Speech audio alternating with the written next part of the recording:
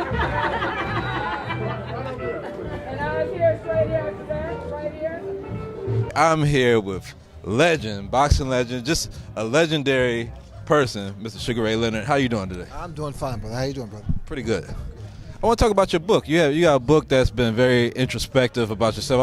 I want to know, what did you learn from writing a memoir about your life? Well, it wasn't easy. You know, it took me nearly 2 years to put things down on paper. And, I mean, that whole process, that whole experience really taught me or told me a lot about myself.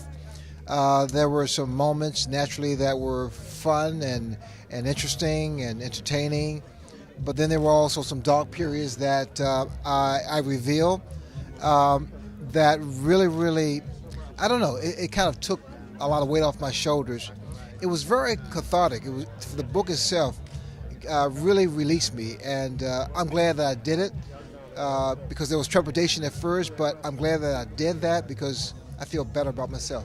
What about the timing of it? Do you think, like, if you would have took time to write a memoir earlier in your life, that it would have maybe put you on a different path? You know, it's hard to say. It's so hypothetical. You know, who knows what I would have been or who I would have been or who I would have become, you know, after revealing all those, you know, those facts, if you will. But I don't know. You know, I think time is a source of healing. I think experience, and I think your life itself is a way of, you know, coming together. Now, I know that you speak in the book about molestation, and this week it's been all over the news about Sandusky and Penn State. When you hear about situations like that and kids that's been holding it back, do you ever think that, you know, even the legal system or anything would bring them justice or heal them, or do they need to find that on their own? Well, I think, you know, I'm no expert, but for me it was just being able to release that toxin, those memories, that incident that took place, because, you know, I always found that to talk about something like this, sexual abuse or whatever, you know, either it was your fault or you're weak or what have you, so there's a certain perception there. But I mean, what took place with those kids is horrifying, and until they release that, because you have to release that before they live a complete life.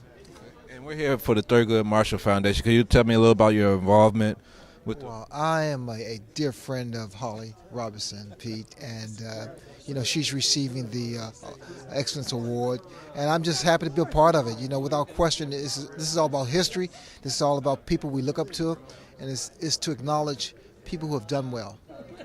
My last question, I'll be remiss without asking you a little about boxing before you go. We just had a Pacquiao fight where there's a little bit of controversy about, you know, if he won by decision or not. And everybody's been anticipating the Floyd Mayweather fight. What's your opinion on boxing in this day and era and the contenders that's around now as opposed to your day?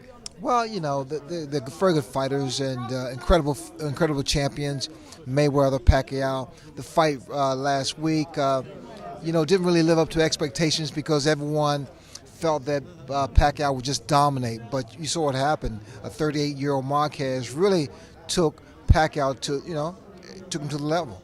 As far as Pacquiao and Mayweather, that fight should happen for legacy reasons, for history reasons. And boxing, you know, boxing takes a blackout every now and then, but I think boxing, being my sport, will always prevail. Okay. All right. Well, I thank you for your time, sir. All right, brother. Thank you. Thanks. All right. All right, guys, here we go. Everybody looking this way for me on the first shot. Good. That's perfect. Keep going. One more.